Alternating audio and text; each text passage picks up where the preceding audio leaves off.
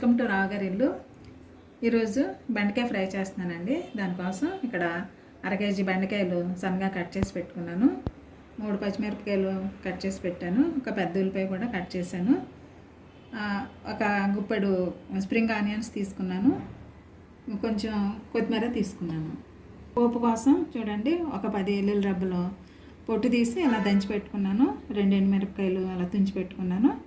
ఒక స్పూన్ జీలకర్ర, tea spoon జీలకర్ర తీసుకున్నాను. కొంచెం కరివేపాకు తీసుకున్నాను. ప్రాసెస్లోకి వెళ్దామండి.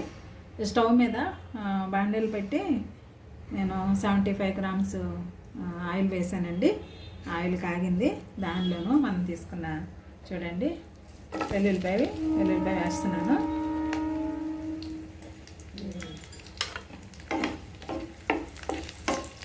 ఇది కొంచెం బాగా ఫ్రై అవ్వాలి.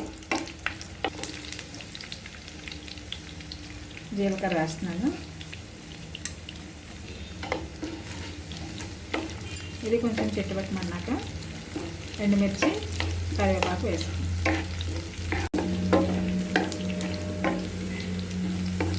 చూడండి, వెల్లుల్లిపాయ ఫ్రై అయింది. జీలకర్ర కూడా ఫ్రై అవుతుందండి.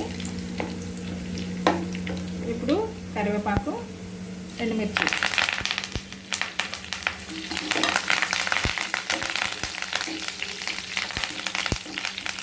ఇవి వేగిన తర్వాత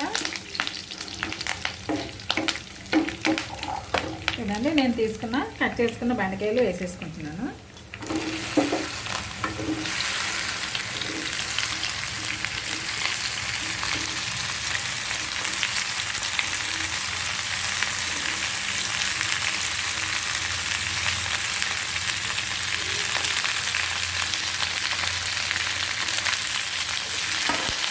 వేసి బాగా తిప్పాలండి.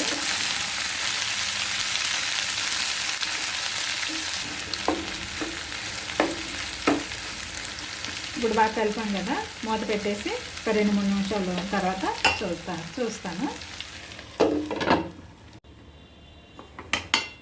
చూద్దామండి. 3 నిమిషాలు అయింది నేను పెట్టి.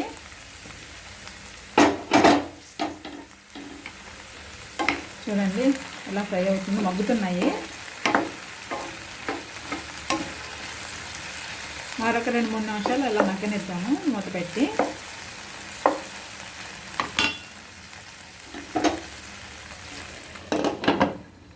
చూద్దామండి, మరొక 3 నిమిషాలు అయింది. మగ్గుతున్నాయి కదా. ఈ స్టేజ్లోనూ మనం ఏం చేయాలంటే ఇలా మధ్యలో ఇలా ఖాళీ చేసి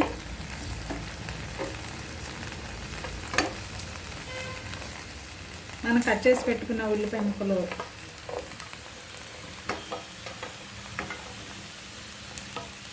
పచ్చిమిర్చి ఇలా వేసేసి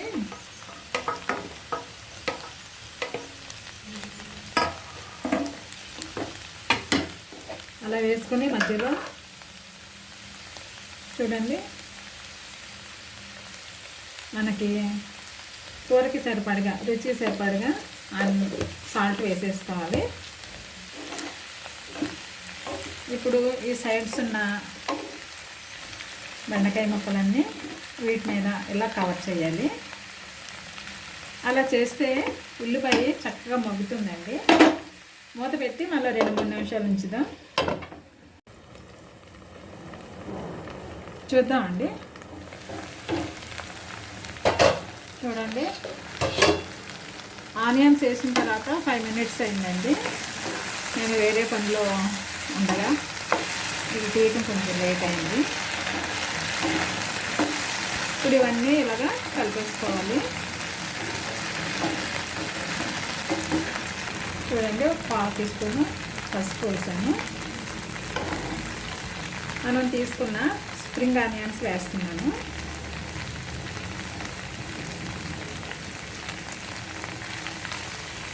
ఇవి వేసి మళ్ళీ 2 నిమిషాలు మనం మూత పెట్టి ఉడికిద్దాము. చూద్దామండి. ఇప్పుడు 3 నిమిషాలు అయింది. మరోసారి కలుపుతాము.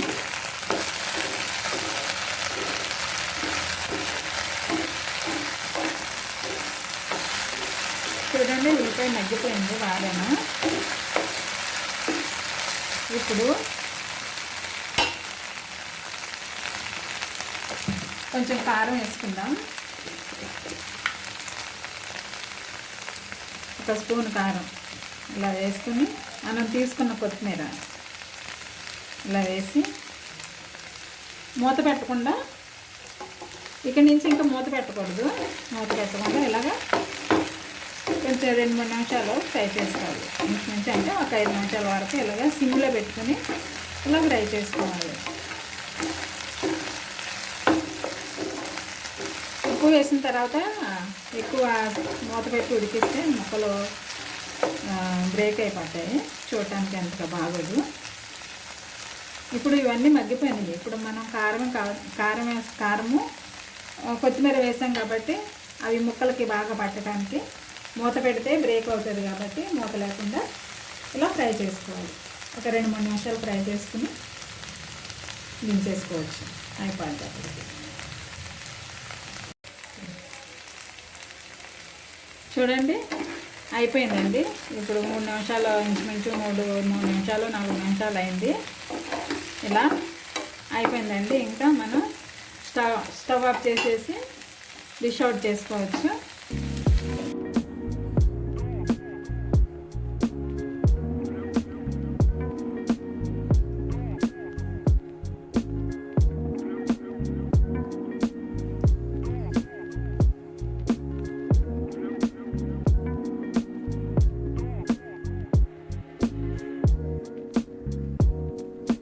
ఇదండి బెండకాయ ఫ్రై.